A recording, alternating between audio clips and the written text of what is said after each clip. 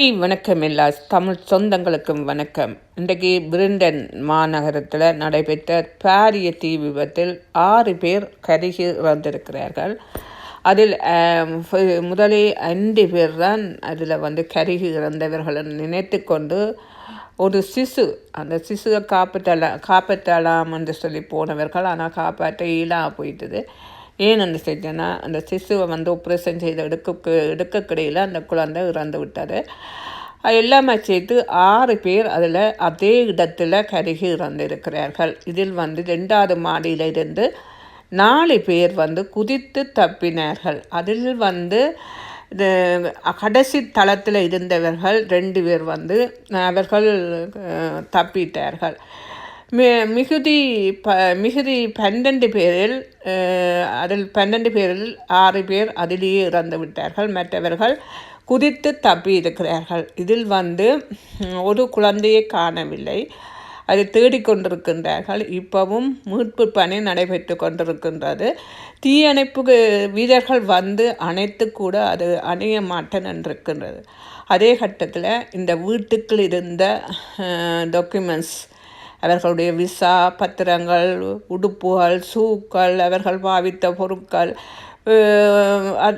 அவர்களுடைய பத்திரங்கள் எல்லாமே கருகி அப்படியே நாசமாக போய்விட்டது.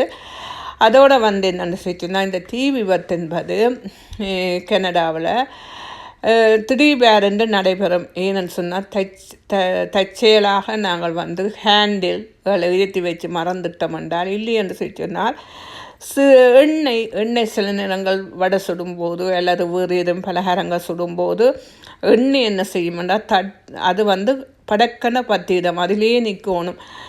இது காலையில் 4 மணி அப்படி நடந்திருக்கிற தீ விபத்து. அப்போது அவர்கள் நித்திரையில் இருந்த மூட்டம் அவர்களுக்கு தெரியவில்லை. அதே கட்டத்தில் தீ கடகடண்டு அது தொடர்ச்சியாக எல்லா இடமும் பரவிடும்.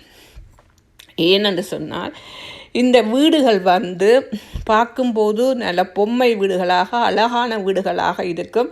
பல கோடி லட்சம் பெறுமதியான வீடுகள். இந்த வீடுகளை என்னத்தால் கட்டப்படுகின்றன என்று சொன்னால், மரங்களால் தான் கட்டப்படுகின்றன. எல்லாமே மரத்தால். நீங்கள் போய் தட்டி பார்த்தீங்களன்னு சொன்னால் அந்த மரத்தின் ஒரு ஒளி இருக்கும், சிவர் கணக்கு இல்லை.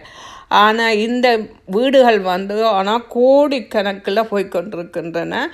அதே கட்டத்தில் நிறைய பேரை இப்போ அந்த மீட்பு குழுவினர் மீட்டு கொண்டிருக்கின்றார்கள். இன்னும் மீட்டு கொண்டே இருக்கின்றார்கள். இன்னும் காணவில்லையாம், ஒரு குழந்தையை காணவில்லையாம், அதை தேடிக்கொண்டிருக்கின்றார்கள்.